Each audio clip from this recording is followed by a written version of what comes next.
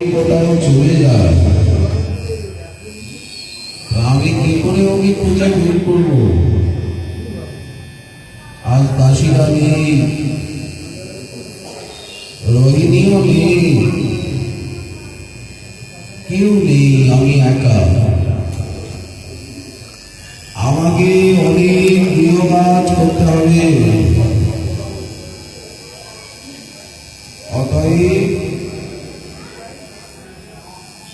রাখাটাই হচ্ছে প্রকৃত উপায়। এই মনে করে মা বাঁধার সংকল্প করলেন। কাকে বাঁধতে চাইছেন? শ্রী সুখদেব তত্ত্বের ঝঙ্কার তুলছে। একে কি বাধা যায়?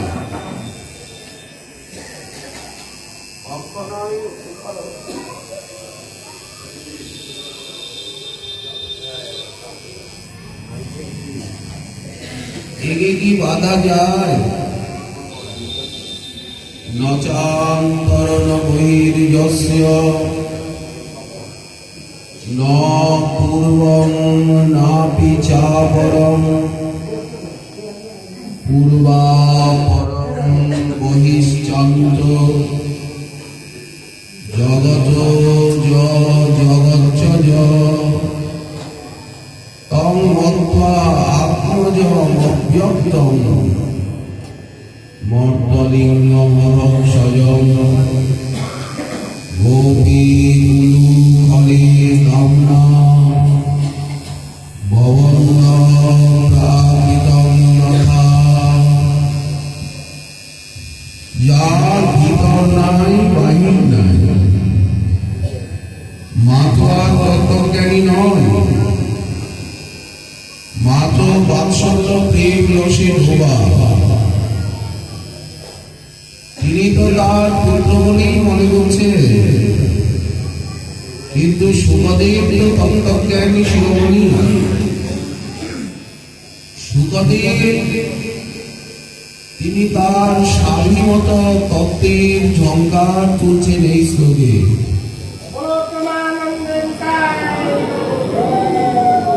নচান্তরণ বহির্যস্য। মা কাকে বাঁধতে চাইলেন? বিশুদ্ধ প্রেম বলে অসীমকে। উনি রজ্জু বেষ্টনীর সীমার মধ্যে আনতে চাইলেন। দামোদর রূপে তাকে প্রকাশ করছেন। যে ভগবানের মায়া গুণে ব্রহ্মাদি পর্যন্ত সকলে আবদ্ধ আছে, সেই সর্বব্যাপক সর্বনিয়ন্তা মহামহেশ্বর শ্রীকৃষ্ণকে প্রেমাধীনতা গুণে মা রজ্জুর বন্ধনে তাকে আনতে চাইছেন। যার স্বরূপ বল ঐশ্বর্য বল মা যশোদার প্রেম বলের কাছে পরাজিত হয়েছে। স্তব্ধ এবং আচ্ছাদিত হয়ে অনন্ত শক্তি অবস্থান করছে। মা যশোদা সেই অপ্রাকৃত পরমানন্দ ঘন বিগ্রহকে প্রাকৃত বালকের মতো উনি বন্ধন করতে চাইলেন। নচান্তরণ বহির্যস্য। এখানে মায়ের আচরণে কি প্রকাশিত হলো? ভক্তের প্রেম এবং ভগবানের প্রেমাধীনতার জয় জয়কার। আচ্ছা, কোন সীমা বিশিষ্ট পরিমিত বস্তুকে তদ অপেক্ষা অধিক পরিমিত বস্তুর দ্বারা বেষ্টন করাকে বলে বন্ধন। বন্ধন করা বলতে বেষ্টন করা। কাকে না? সীমিত একটা বস্তুকে তার থেকে বড় জিনিস দিয়ে বেষ্টন করতে হয়, ছোট থেকে বেষ্টন হবে না। সীমার নির্দেশ করতে গিয়ে যে ভগবানের অনন্ত কোটি ব্রহ্মাণ্ড যুগপথ সেই বিভু ব্যাপক প্রভুর লোম কূপে আর বিলীন হয়ে যায়। অনন্ত কোটি ব্রহ্মাণ্ড যার লোমকূপে বিলীন হয়, যস্যৈক নিঃশ্বাসিত মথাবলম্ব জীবন্তি লোম বিলজা জগদন্ন নাথা বিষ্ণুর মহান সৈহযস্য কলা বিশেষ গোবিন্দমাদি পুরুষম তমহং ভজামি। মহাবিষ্ণুর কথা বলা হচ্ছে, যে মহাবিষ্ণুর লোম বিবরে অনন্ত কোটি ব্রহ্মাণ্ডের অবস্থান কারণান্বসায়, তিনি যার অংশাংশ কলা গোবিন্দমাদি পুরুষম, তাকে মা বাঁধবেন। এটা কি করে সম্ভব? যার ভিতর নাই বাহির নাই, তাকে কি বাঁধা যায়? কোন বস্তু অসীম অনন্ত বস্তুর সীমা বা অন্ত, ভিতর, ভূত, ভবিষ্যৎ, বর্তমান কোনোভাবেই যাকে নিরূপণ করা যায় না। কেন বলেন? জগৎ নিয়ে ভাঙা করা খেলা খেলছেন যে কাল, কাল জগতের অদ্ভুত পরিবর্তন ঘটায়, জগৎবাসীকে মুগ্ধ এবং চমৎকৃত করে কাল। সেই কাল ভগবানের একটা ইচ্ছা শক্তি বিশেষ। কালকে কি বলা হয়েছে? যো অয়ং কাল তস্যতে অব্যক্ত বন্ধ চেষ্টা মাহু চেষ্টতে যেন বিশ্বং নিমেষাদি বৎসরান্তং মহিয়াংস্তং স্তেষানং ক্ষেমধামং প্রপদ্যে। এই কাল হচ্ছে ওনার একটা ইচ্ছা, খেলা। তো কালের দ্বারাই তো সবকিছু সৃষ্টি হয় এবং সবকিছু বিনাশ হয়। উনি তো অখণ্ড সত্তা, উনি তো কালাতীত, কর্মাতীত, গুণাতীত।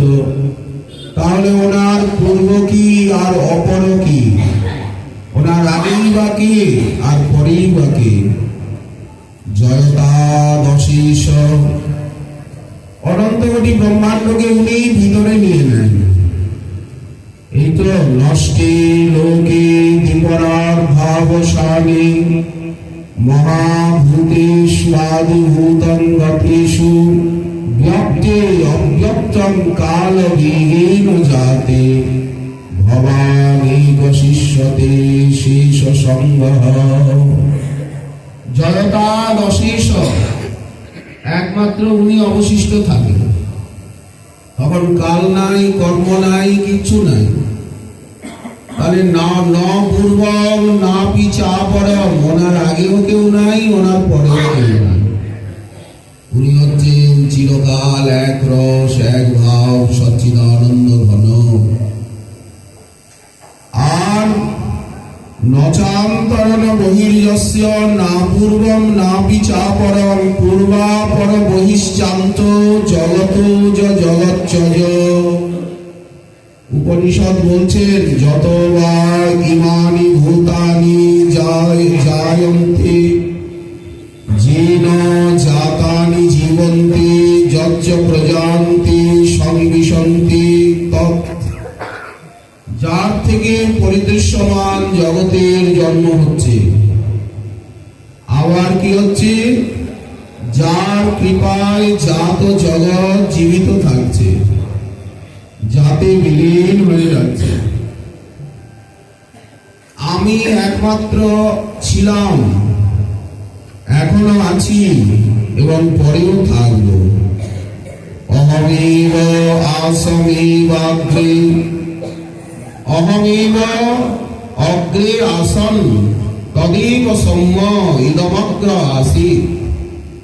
শ্রুতি বলছেন, বেদ, হে সৌম্য, উনি আগে ছিলেন এবং উনি পরে থাকবেন। এখন যা কিছু বললেন সব উনি। অহমেব আসমেব আগ্রে নান্যজ্জৎস দশৎ পরম পশ্চাদহং যদি তজ্জ যো অবশিষ্যিত সোऽস্মি অহম। আমি ছাড়া যা কিছু সবই নাকি মায়া। ভগবান বলছেন আমাকে বাদ দিয়ে যা থাকে, সূর্যকে বাদ দিয়ে কি থাকে বলেন? অন্ধকার থাকে, বলেন ওইটাই মায়া। রীতি অর্থং যৎ প্রতীত, অর্থকে বাদ দিয়ে যা কিছু প্রতীত দৃশ্যমান হয় ওটা অনর্থ। তদ্বিদ্যা চাত্মন মায়াম যথা ভাস যথা তমঃ। মায়াকে বোঝাতে গিয়ে ভগবান ব্রহ্মাকে দুটো দৃষ্টান্ত দিচ্ছেন। একটা হচ্ছে তম, অন্ধকার, আর একটা হচ্ছে আভাস। আভাস কাকে বলে? এই দেখুন, এখানে একটা আয়না বা জল, সূর্যের আলোটা পড়লো, তো এই আলোটা এখানে ঝলমল করছে, এখানে সূর্য মনে হচ্ছে। জলের ভিতরে মনে হচ্ছে এই সূর্য। শরীর ভাজা বৃষ্টিত মাত্ম কল্পিতা নাম প্রতিদিশমিব নৈক ধারকম। আচ্ছা, এখান থেকে সূর্যের আলোটা ওইখানে গিয়ে পৌঁছাচ্ছে। সূর্যটা যেন ওইখানে, সূর্য এসে জলের মধ্যে পড়লো বা দর্পণের মধ্যে, এখানের থেকে আবার রিফ্লেক্ট হয়ে গিয়ে কোথায় প্রতিবিম্বিত হয়? ওইখানে, এইখানে লাগছে সূর্যটাকে, এই ছাদে, এইখানে। এই যথা ভাস, এটা হচ্ছে আভাস। একটা প্রতিবিম্ব আভাস, কয়েকটা আভাস দেখানো হচ্ছে, কিন্তু ওটা সত্য নয়। আর জলের ভিতরে যে সূর্য দেখা যাচ্ছে ওটাও ঠিক না। তো এই দিয়ে যেটা প্রকৃত বাস্তব সত্য সেটাকে যে দেখতে দিচ্ছে না, অসত্যকে সত্যভান করাচ্ছে, তাকে বলা হচ্ছে মায়া। তদ্বিদ্যা আত্মন মায়াং যথা ভাস যথা তম যথা মহান্তি ভূতানি ভূতেষু উচ্চা বচিষ্মনু প্রবিষ্টানি অপ্রবিষ্টানিব তথা তেষু নতিষ্বহম। ব্যাপারটা কঠিন না বোঝা। বললেন এই যে পঞ্চভূত সব জায়গায় আছে, পঞ্চায়েত 5 জন মিলেমিশেই তো সব কাজ করে, একে পঞ্চীকরণ বলা হয়। ক্ষিতি, অপ, তেজ, মরুদ, বন, এই হচ্ছে পঞ্চায়েত। এই ব্রহ্মাণ্ডে সব জায়গায় পঞ্চায়েত আছে, 5 জন। ক্ষিতি, অপ, তেজ, মরুদ, বন। এই মহাভূত গুলো আলাদা আলাদাও আছে, আবার একসঙ্গে সব কাজ করে। প্রবিষ্ট সব জায়গায়, আবার অপ্রবিষ্টের মতো তেমনি আমি সব জায়গায় প্রবিষ্ট আছি, আবার কোথায়ও আমি নেই। জগৎ আমাতে বইসে, আমিও জগতে, কিন্তু তথাপি জগৎ না আমাতে বইসে, না আমি জগতে। এটা কি আমার ঐশ্বর্য? জগতের সর্বত্র আমি আছি, আবার আমার জগতের সঙ্গে কোথায় সম্বন্ধ নেই, কারণ আমি হচ্ছি সচ্চিদানন্দ ঘন, আর এটা মায়াময়। কত ব্রহ্মাণ্ড সব বিলীন হয়ে যাচ্ছে, মহাকাশে উড়ে যাচ্ছে, কিন্তু আমার কিছু হয় না। আর এই তত্ত্বটাই সবার জানা উচিত, জিজ্ঞাসা করা উচিত। এতাবদেব জিজ্ঞাসম তত্ত্ব জিজ্ঞাসনাত্মনা অন্যয় ব্যতিরেকাভ্যাম যৎস্যাৎ সর্বত্র সর্বদা। বলে সবার এই জিনিসটাই জানা উচিত, বোঝা উচিত। কি জিজ্ঞাস্য? অর্থাৎ ব্রহ্ম জিজ্ঞাসা, ভগবত বিষয়ক জিজ্ঞাসা। কে আমি, কেন আমারে, যারে তাপত্রয়, ইহা নাহি জানি কেমনই হিত হয়। আমাকে তত্ত্ব জানাও। সনাতন গোসাই পাদ বলছেন এতাবদেব জিজ্ঞাস্যম তজ্জ জিজ্ঞাসুনাত্মনা অন্যয় ব্যতিরেকাভ্যাম যৎ স্যাৎ সর্বত্র সর্বদা। আমরা যে গোপালের উপাসনা করি, কিশোর গোপাল, এই গোপাল এতটুকু হলেও উনি অনন্ত কোটি ব্রহ্মাণ্ড ব্যাপী। এই গোপাল কি এতটুকু? আমরা যে গোপালের আরাধনা করি, গোপাল কি এতটুকু? ঠাকুর কি এতটুকু? বললেন না, উনি বিশ্বরূপ, উনি বিশ্বম্ভর। এই জন্য সর্বদা বিশ্বরূপ দর্শন করতে বলছেন। ভাগবত বলছেন, গীতা বলছেন, সবসময় বিশ্বরূপ দেখেন। যারা বিশ্বরূপ দেখেন তারা কখনো মোহিত হন না। জ্ঞাতুম দ্রষ্টুম প্রবেষ্টুম চ পরন্তপ। প্রথমে তাকে জানা, জ্ঞাতুম, তারপরে দ্রষ্টুম, দেখা। সাধু শাস্ত্র মুখে জানা, তারপরে দেখা, বিশ্বরূপ দেখা। যারা সব জায়গায় বিশ্বরূপ দেখেন, প্রভুকে দেখেন, তারা মায়ামহে গতিত হয়ে যান আর প্রবেশ করে যান ভিতরে। তাহলে তিনটে, জানা, দেখা আর প্রবেশ করে যাওয়া। নচান্তরণ বহির্যস্য ন পূর্বং নাপি চাপরং পূর্বাপরং বহিশ্চান্ত। আমি আগেও ছিলাম, পরেও আছি, ভিতরেও আছি, বাইরেও আছি। আমি ব্রহ্মাণ্ডের ভিতরে, ব্রহ্মাণ্ডের বাইরে। আমি নিত্য, আমি অব্যক্ত, আমি অচিন্ত মহাশক্তি প্রভাবে সর্বত্র বিদ্যমান। কিন্তু ভক্তি ছাড়া আমাকে দেখা, জানা, বোঝা যায় না। আমার কৃপা শক্তি ব্যতীত আমার এই স্বরূপ কারো কাছে ব্যক্ত হয় না। ভক্তাস্তু অনন্যয়া শক্য অহম এব। আমি অহম এবং বিধর্জুন জ্ঞাতুম তত্ত্বেন দ্রষ্টুম প্রবিষ্টুম চ পরন্তপ। এই জন্য আমাদের ভক্তির আরম্ভ হচ্ছে কোথা থেকে? শ্রীমদ্ ভগবত গীতা দিয়ে। আমাদের শিক্ষাটা আরম্ভ হচ্ছে কোথা থেকে?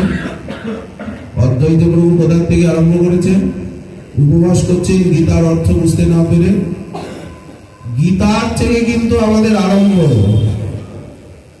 যদি গীতা সুগীতা, গীতাকে ভালো অধ্যয়ন না করা যায়, তাহলে কিন্তু রাধা মাধবের লীলা উপাসনা হবে না। গীতা সুগীতা কর্তব্যা কিমন্যই শাস্ত্র বিস্তরই যা স্বয়ং পদ্মনাভস্য মুখ পদ্মাদ বিনিসৃতা।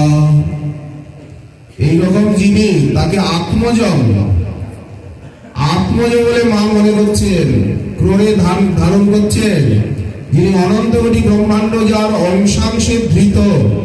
মা ওনাকে কোলে নিয়ে, মায়ের কোলে ওঠবার জন্য উনি ছটফট করছেন, মামা বলে কাঁদছেন, আঁচল ধরে টানছেন।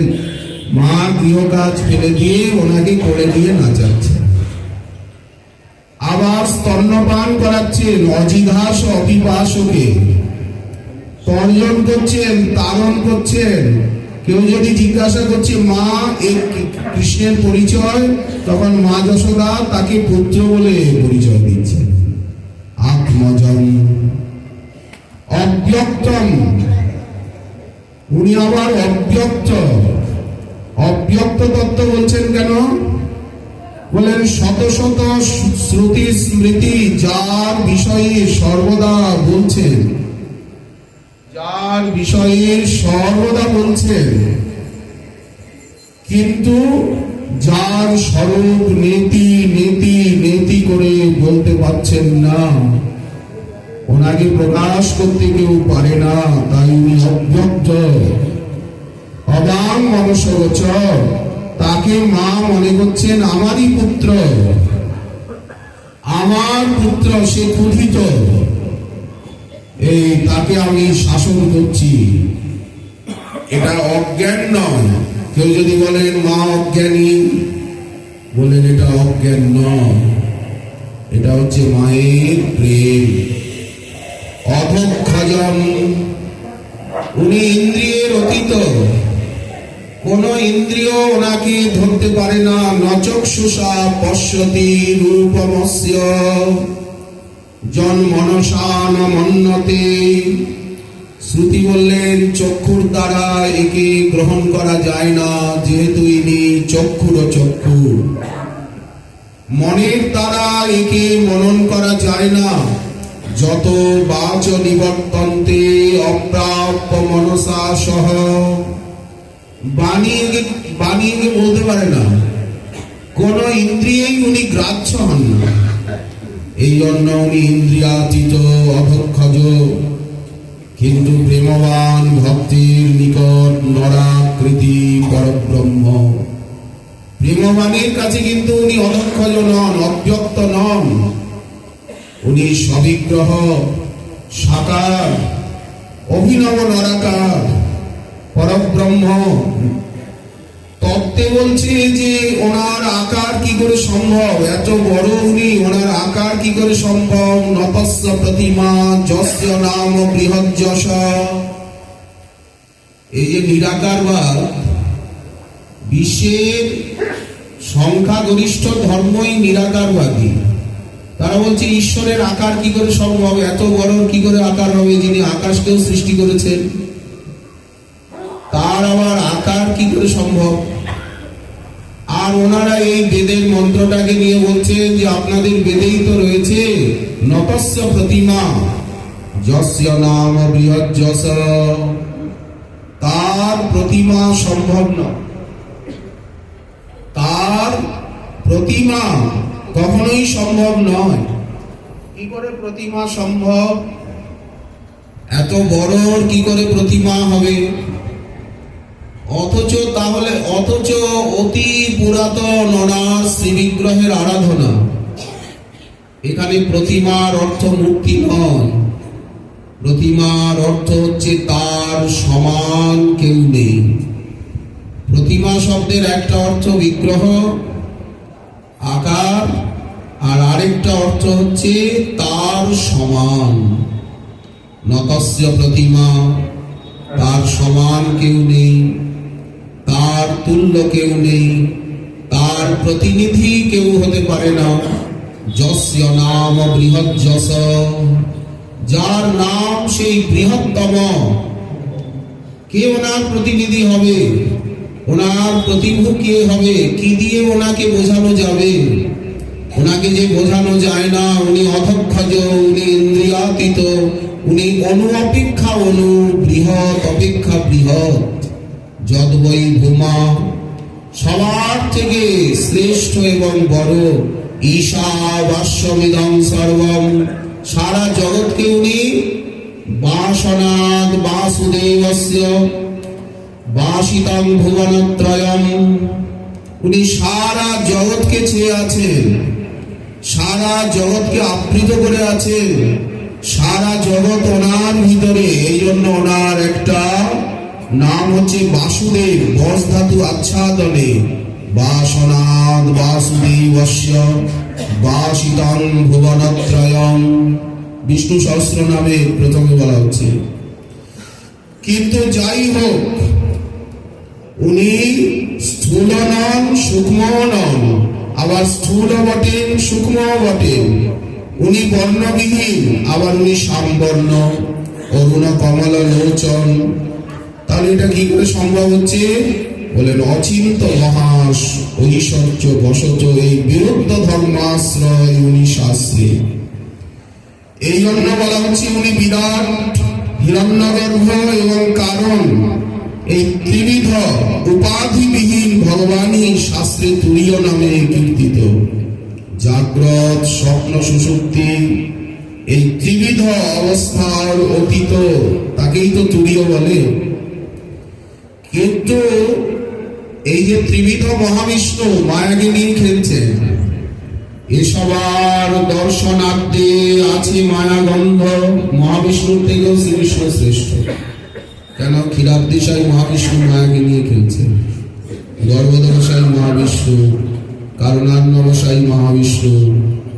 এসবার দর্শনার্থে আছে মায়াগন্ধ, কিন্তু তুরীয় কৃষ্ণেতে নাহি মায়ার সম্বন্ধ। কৃষ্ণকে তুরীয় বলা হচ্ছে। আচ্ছা, আত্মা অনাত্মা, অনাত্মা বলতে জড় আর আত্মা বলতে চিৎ। এখন মায়া শক্তির বিকার এবং তার স্বরূপাতিরিক্ত যা, তাই হচ্ছে অনাত্মা। উনি এর বাইরে। আবার শ্রুতি বলছেন ভগবান অত্যন্ত উগ্র, আবার অনুগ্র। উগ্রপি অনুগ্র, অনুগ্র এবাসৌ স্বভক্তানাং নৃকেশ্বরী। উনি সিংহিনীর মতো। সিংহিনী যেমন ঘোর গর্জন করছে সিংহ, মদমত্ত হস্তি বন ছেড়ে পলায়ন করে, কিন্তু সিংহের শাবকের কাছে তো সিংহ উগ্র নয়। তেমনি ভগবান ভক্তির কাছে উগ্র নয়, ভক্তির কাছে পরম শান্ত। এই জন্য ভাগবতী এসেছে, তুমি মহাকাল রূপে মৃত্যু রূপী দণ্ড দিচ্ছ আমাদেরকে, আর অন্তর্যামী রূপী অমৃতের সন্ধান দিচ্ছ। বীর্যানি তস্যাখিল দেহ ভাজাম অন্তর্বহি পুরুষকাল রূপই। তত্ত্ব জেনে যদি ভজন করা যায়, তাহলে সেই ভজনের আস্বাদন আলাদা। আপনি গীতা, ভাগবত, উপনিষদ, বেদ, বেদান্ত, সমগ্র ভক্তি শাস্ত্র জেনে তত্ত্বজ্ঞ হয়ে যখন কৃষ্ণ কৃষ্ণ বলবেন, রাধে রাধে বলবেন, গোবিন্দ, দামোদর, মাধব বলবেন, চারিদিকে বিশ্বরূপ দেখবেন, আবার আমাদের শ্যামল সুন্দর রাধার মনকেও দেখবেন। বালগোপাল দৌড়ে যাচ্ছে, আপনি দেখতে পাচ্ছেন, মায়ের তরাসি চাহে দিশে দিশে। আবার যখন তত্ত্ব জানবেন, তত্ত্বজ্ঞ হয়ে, রসজ্ঞ হয়ে, ভাবুক হয়ে, রসিক হয়ে যে ভজন, কৃষ্ণ কৃষ্ণ বলা, গৌর গৌর বলা, গোবিন্দ দামোদর মাধবেতি, তার আস্বাদন একটা আলাদা। একটা না জেনে সঙ্গীত, না জেনে সঙ্গীত শোনার আনন্দ। যারা সংকীর্তন বিষয়ে অভিজ্ঞ নয়, রাগ তাল মান, সঙ্গীত জানেন না, তারা বসে বসে সঙ্গীত শুনছেন। একজন খোল জানেন না, উনিও খোলে খবর দিচ্ছেন, শুনছেন। ওনার যে আস্বাদন হচ্ছে, তার থেকে একজন সঙ্গীতজ্ঞের আস্বাদন কিন্তু অনেক বেশি। উনি প্রত্যেকটা শব্দকে উনি গিনছেন।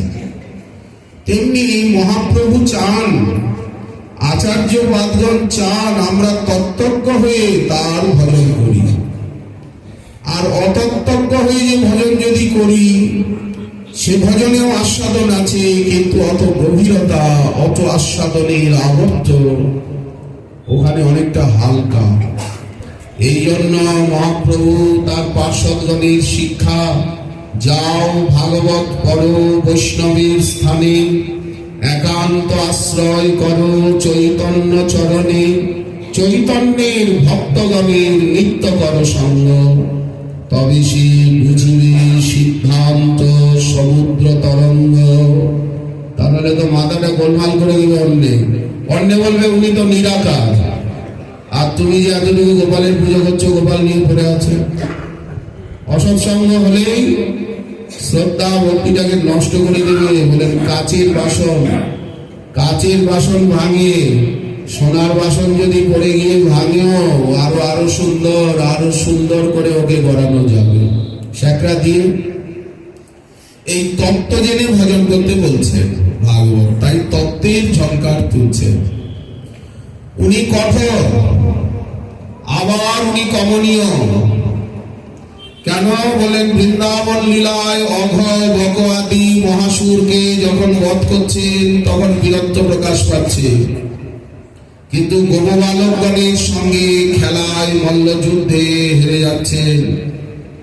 তিনি মহান আবার অমহান, যার লোমকূপে অনন্ত কোটি ব্রহ্মাণ্ড প্রবেশ করে যাচ্ছে, অথচ মা যশোদা তাকে কোলে নিয়ে বসে আছে।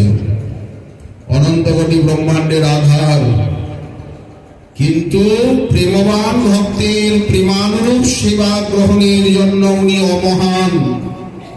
অমহান যদি না হন, মধ্যম আকার না হন, ঠাকুর যদি এতটুকু না হন, আমি তাকে কি করে সাজাবো?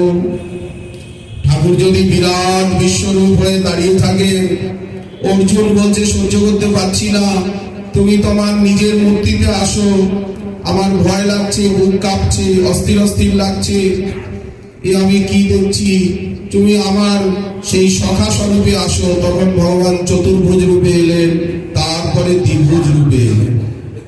এখন বলেন এখন আমার ভালো লাগছে, কি দেখছিলাম সর্বনাশ, মুখ দিয়ে আগুন বেরোচ্ছে, সারা কুরুক্ষেত্রের রণাঙ্গনটা দেখছি তোমার মুখের ভিতরে। ভীষ্ম, দ্রোণ, কর্ণ, বিকর্ণ, অশ্বত্থামা বলেন সবকে তুমি চিবাচ্ছ, পানের মতো চেবাচ্ছ সকলকে। এগুলো কি দেখা যায় প্রভু? এখন আমি শান্ত হয়েছি।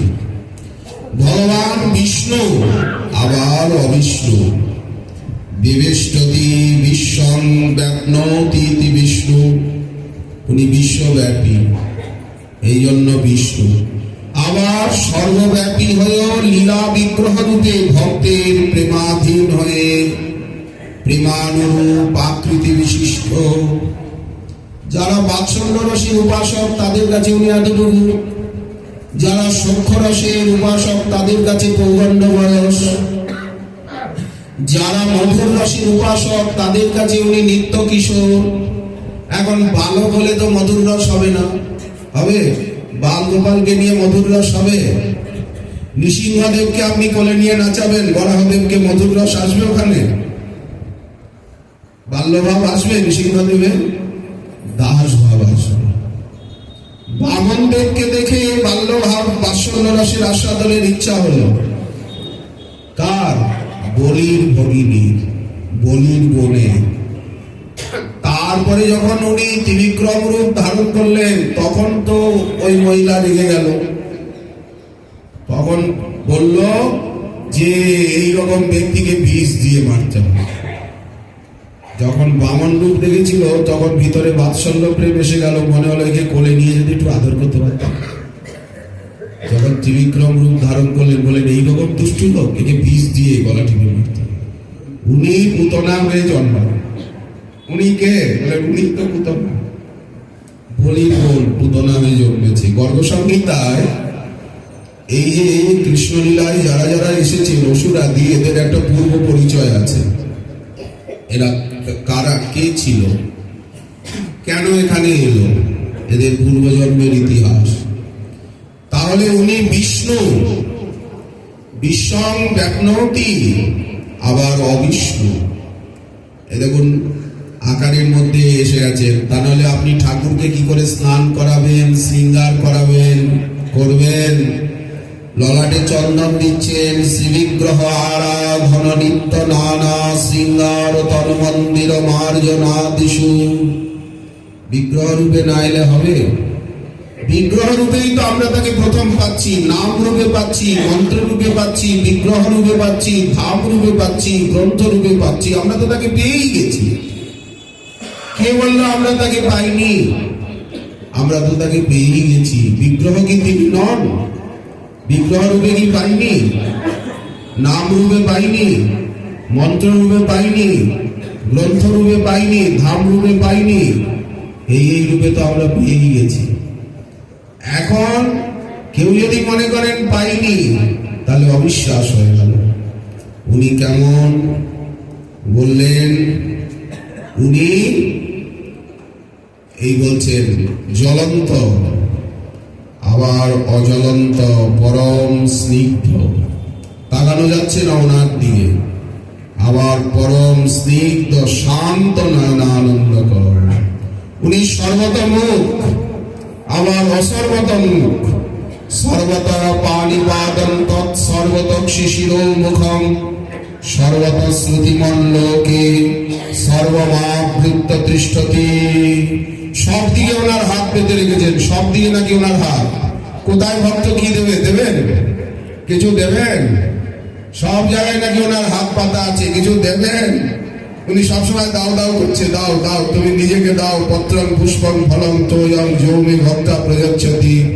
সব জায়গায় হাত পেতে রেখেছে, আর বলছে দাও দাও দেহি। সব জায়গায় চরণ পেতে রেখেছেন, সব জায়গায় ওনাকে প্রণাম করা যায়। নমঃ পৃষ্ঠত, সব দিক থেকে তোমায় প্রণাম। দেখবেন এইখানে এই দেশে দেখবেন লোকে এক জায়গায় দাঁড়িয়ে এরকম করে ঘোরে, দেখেছেন? এরকম করে অনেকে এক জায়গায় দাঁড়িয়ে ঘোরে, অর্থাৎ তোমাকে পরিক্রমা করছি, এক জায়গায় দাঁড়িয়ে পরিক্রমা করছি, তোমাকে সব দিকে দেখছি, তোমাকে প্রণাম করছি।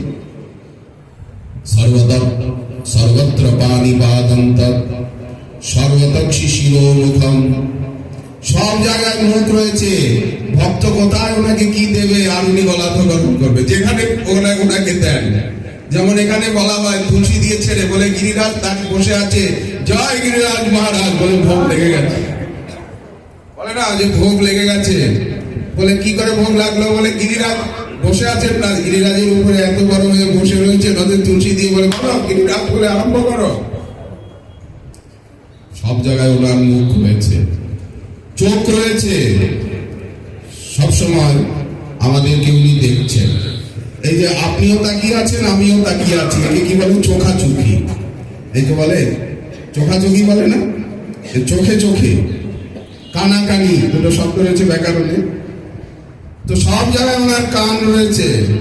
কোথায় আমার ভক্ত আমার নাম করে ডাকছে, কোথায় প্রণাম করবে, কবে কে প্রণাম করবে, কবে ওনার দিকে কে তাকাবে, কে ওনাকে কি দেবে, ওনার সম্বন্ধে কি বলবে, এর জন্য আগের থেকে উনি সব জায়গায় কান পেতে রেখেছেন, সব জায়গায় চোখ ওনার, সব জায়গায় নাক ওনার, সব জায়গায় হাত ওনার, সব জায়গায় চরণ ওনার।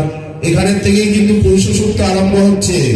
সহস্রাক্ষ সহস্রপাদ সভূমিং অন্তদৃষ্ট দশাঙ্গুলম। এই অচিন্ত মহাশক্তি যদি বিশ্বাস না করা যায়, তাহলে লীলা কথা শুনে মনে হবে যে এটা একটা আখ্যায়িকা। যদি আমরা তত্ত্ব না জেনে লীলা কথা শ্রবণ করি, তাহলে কি মনে হবে? বলেন এটা একটা আখ্যায়িকা, একটা ইতিহাস শুনছি, একটা ইতিহাস শুনছি, একটা কাহিনী শুনছি। বা ব্রহ্মজ্ঞানীগণ করেন কি, নিরাকারবাদীরা করেন কি, প্রত্যেক লীলাকে নিয়েই একটা আধ্যাত্মিক ব্যাখ্যা করেন। বলেন বলো তো এই কালীয়টাকে? কালীয়টা হচ্ছে মনের সমস্ত দুর্বাসনা। এরকম কল্পনা করে করে ভাগবতের একটা জ্ঞানপর অর্থ রয়েছে। একটা পুরো ভাগবত জ্ঞানীরা, ব্রহ্মজ্ঞানীরা, নিরাকারবাদীরা পুরো ভাগবতকে কল্পনা করে করে করে করে করে করে একটা আধ্যাত্মিক ব্যাখ্যা করেছেন। কিন্তু এই ব্যাখ্যা শিরসাইপাত করেননি, আমাদের আচার্যপাদগণ করেননি, এবং ওই ব্যাখ্যাটা নেয়নি। ওটাকে কাল্পনিক ব্যাখ্যা বলা হয়েছে, ওটা আধ্যাত্মিক ব্যাখ্যা বলা হয়েছে, যেখানে লীলাকে নীরস এবং লঘু করা হয়েছে, লীলার নিত্যত্বকে সিদ্ধি করা হয়নি। অচিন্তা খলুজি ভাবা নস্তাম স্তর্কে নজোজয়ে প্রকৃতিভ্য পরং যত্তৎ তদ অচিন্ত লক্ষণম। এই হচ্ছে তত্ত্ব সিদ্ধান্ত। মা নচান্তরণ বহির্যস্য ন পূর্বং নাপি চাপরং পূর্বাপরং বহিশ্চান্ত জগত জগচ্চ তন্মত্তা আত্মজম অব্যক্তং মর্তলিঙ্গম অধক্ষজম। এই বিশেষণ বলে দিলেন। গোপিকা উলু খলে দামনা। মা একটা দড়ি দিয়ে বাঁধতে চাইলেন, কেশবন্ধন রজ্জু। এই যে বেনিতে যাচ্ছিল, কিসের সঙ্গে মা বাঁধতে চাইলেন? কোমরে বাঁধবেন। আর আর ওইখানে বেঁধে একটা উলুখল, কাঠের হামল সঙ্গে এত বড় তত্ত্বকে বেঁধে রাখতে চাইলেন না। কোমরে একটা বাঁধবেন, পেছনে এখানে একটা গিট দেবেন, আরেকটা গিট কোথায় দেবেন? কাঠের হামল দিস্তার সঙ্গে, এই দুই জায়গায় বাঁধা, কোমরে পেছনে আর ওইখানে কাঠের হামল দিস্তার সঙ্গে। আর এটা সম্ভব? এটা কি সম্ভব? উলুখলে দাম না, উলুখলে বদ্ধা প্রাকৃতং যথা, প্রাকৃত সন্তানের মতো। উনি প্রাকৃত নন, উনি অপ্রাকৃত, এই জন্য এতগুলো বিশেষণ। কি মা বুঝতে পারছেন না? 2 অঙ্গুলি কম হয়ে যাচ্ছে, বারবার 2 অঙ্গুলি কম। এটা তত্ত্বময়ী লীলা, আর উনিও তত্ত্বময়, বাধাটাও তত্ত্বময়, মাও তত্ত্বময়ী, রজ্জুও তত্ত্বময়, চেষ্টাটাও তত্ত্বময়, স্থানটাও তত্ত্বময়, সব তত্ত্ব দিয়ে গড়া। যদি তত্ত্বকে বাদ দেওয়া গেল তাহলে এইরকম বাধা তো প্রাকৃত মাও প্রাকৃত সন্তানকে বাঁধে। জগতের সাধারণ মাতাও তো তার সন্তানকে বাঁধেন, তাহলে সেটা আমরা শুনবো? সেটা দামবন্ধন লীলা হোক? বললেন হবে না, ওখানে লীলা হবে না। অন্যত্র লীলা হবে? লীলা হবে না। এই জন্য তত্ত্বের ঝঙ্কার তুলছেন সুরদেব। শ্রীমন মহাপ্রভুর কৃপা হলে আগামীকাল আবার